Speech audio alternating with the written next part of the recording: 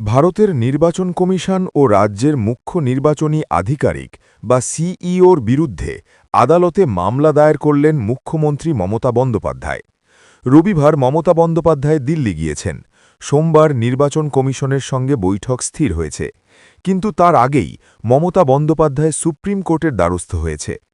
Voter তালিকা নিবিড় সংশোধনী বা এসইআইআর-এর বিরুদ্ধে মামলা দায়ের করেছেন তিনি। সুপ্রিম কোর্টে এসইআইআর ইস্যুতে মামলা। সুপ্রিম কোর্টে এসইআইআর ইস্যুতে মামলা দায়ের করেছেন মামলা।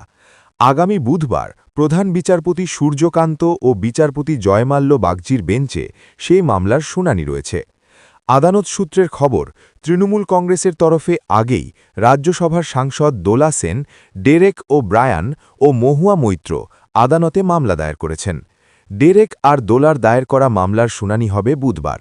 একই দিনেই হতে পারে মমতা বন্দ্যোপাধ্যায়ের মামলার শুনানি। কমিশন মমতা বৈঠক।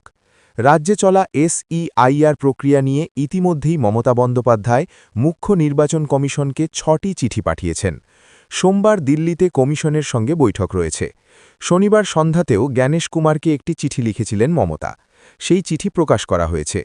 সেই চিঠিতে নির্বাচন কমিশনের বিরুদ্ধে জনপ্রতিনিধিত্বমূলক আইনের বিধিভঙ্গের অভিযোগ তুলেছেন তিনি। রাজনৈতিক মহলের ধারণা, দিল্লিতে নির্বাচন কমিশনের সঙ্গে বৈঠকের আগেই মমতার এই মামলা দায়ের কমিশনের ওপর চাপ তৈরি করতে পারে। মমতার অভিযোগ, মুখ্যমন্ত্রী মমতা বন্দ্যোপাধ্যায়ের অভিযোগ, মানবিক দৃষ্টিভঙ্গি উপেক্ষা করেই আইন ও বিধি লঙ্ঘন করে এসইআইআর প্রক্রিয়া জোর করে চাপিয়ে দেওয়া হয়েছে। চিঠিতে বিশেষভাবে উল্লেখ করা হয়েছে, ইতিহাসে এই প্রথম এসইআইআর প্রক্রিয়ায় ৮,১০০ জন মাইক্রো অবজারভার নিয়োগ করা হয়েছে। তাদের প্রশিক্ষণ নেই, তারপরেও তাদের একতরফাভাবে মাঠে নামানো হয়েছে।